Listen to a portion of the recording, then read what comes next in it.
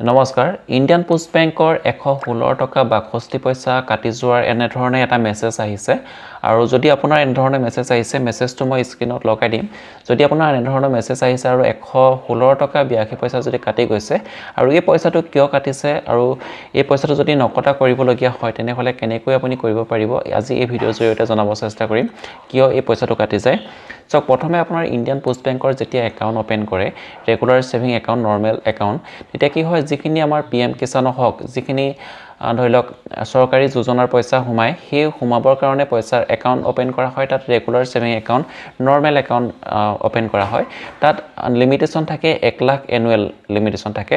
আৰু বহুত কম সাৰ্ভিস থাকে যদি আপুনি প্ৰিমিয়াম সাবস্ক্ৰিপশন লয় মই ইয়াত আপোনাক স্ক্ৰিনশ্বট লগাই দিম সাইডত আপুনি তাত দেখিবলৈ পাব ইয়াত দেখিবলৈ পাইছে আপোনাৰ যদি একাউণ্টটো নৰ্মেল সেভিং একাউণ্ট হয় তাত কিছুমান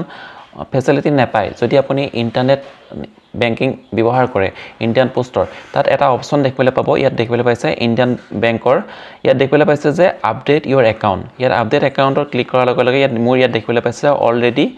আপডেটেড মোৰ একাউণ্ট অলৰেডি আপডেট কৰা আছে মানে প্ৰিমিয়াম সাবস্ক্ৰিপশন লোৱা আছে মোৰ যেটো ট্ৰানজেকচন হয় এনুৱেল ট্ৰানজেকচন হেখিনি মই বহাই থোৱা আছে যদি আপোনাৰ একাউণ্টত যদি বিশেষ পইচাৰ ট্ৰানজেকচন নহয় বা আপুনি যিখিনি সৰকাৰি পইচা আপোনাৰ বেংক একাউণ্টলৈ আহে সৰকাৰি যোজনাৰ যিখিনি পইচা আৰু পোষ্ট অফিচ গৈ যদি আপুনি নিজে হেখিনি পইচা উলিয়াই নাই গৈ তেনেহলে আপোনাৰ ইন্টাৰনেটৰ বেংকিংৰ প্ৰয়োজন নাথাকে আৰু 116 টকা 82 পইচা বছৰেকত দিয়াৰ কোনো প্ৰয়োজন নাথাকে যদি আপুনি এক্টিভ নকৰাকৈ এই সাৰ্ভিসটো আপোনাৰ একাউণ্টত এক্টিভ হৈ আছে ইণ্ডিয়ান পোষ্ট বেংকৰ তেনেহলে আপুনি ডাকঘৰত গৈ এই প্ৰিমিয়াম সাবস্ক্ৰিপশনটো কেনসেল কৰিব পাৰে তেতিয়া আপোনাৰ এবছৰ 116 টকা